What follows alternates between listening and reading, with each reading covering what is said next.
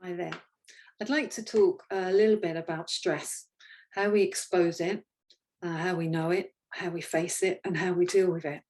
So, if we think long and hard at different times when we've been quite stressed about something, whether it's an upcoming meeting, discussion with our boss, going to a new event, meeting new people, family issues, anything at all, when we've got an event coming up and we feel a little bit stressed about it, we will recognize how we kind of can tell that we're starting to feel stressed, those symptoms that we start to feel. Maybe we're starting to get a dry mouth, we're starting to have racing thoughts. We will know our own triggers. So we can start exposing the stress that we're about to be feeling before it impacts us too much. So when we know it, we can face it. And one of the clearest ways of facing it, I think, is to write it down. So consider this.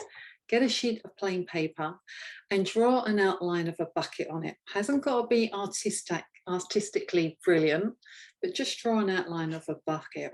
And then think about everything that's in your mind that you're thinking about and empty it in no particular order onto your drawing.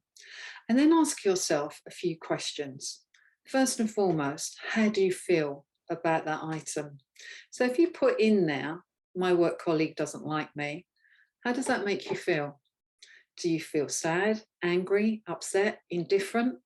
Some of us, it doesn't matter if our colleagues don't like us, we're there to work. We're not there to make friends. For others, it's a highly social environment. And maybe if we live alone, that it's probably the only social interaction we get. So getting on with people is hugely important. So understanding how we feel about what we've written in our stress bucket is really key. Second thing to ask is, what makes us feel that way? Is it something we've heard someone say? Have we overheard something? Have we made an assumption? What evidence have we got that our perception is reality? And it might well be that we need to have that uncomfortable conversation to find out if our colleague really does like us or not before we can dispel the pressure that is putting us under. Next thing I think to consider is looking at things that are in your stress bucket under the various umbrella heading of, what can I do about it? Do I need to look at it a different way? Is it beyond my control? And there is absolutely nothing I can do about it. Now, there's always something we can do about it.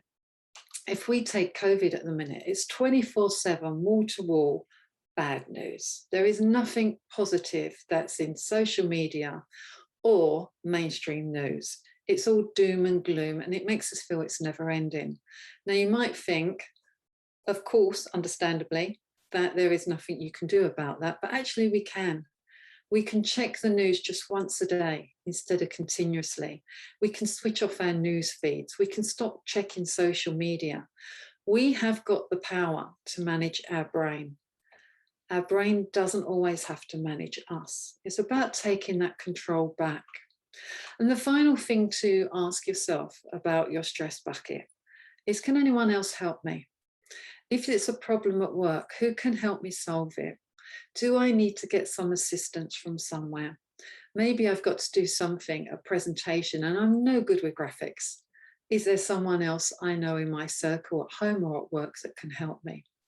So when we ask ourselves those questions, we can start crossing through and making an action plan into those things our brains are worrying about. And that's a very visual image.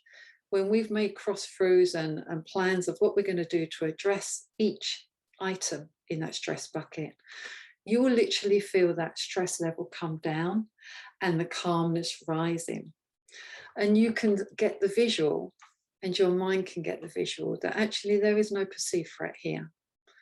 You've recognized it, you've faced it, and you've dealt with it. So why not try that next time you have something going on and you just cannot think clearly? Get your sheet of paper, draw your bucket, empty your head. Until next time.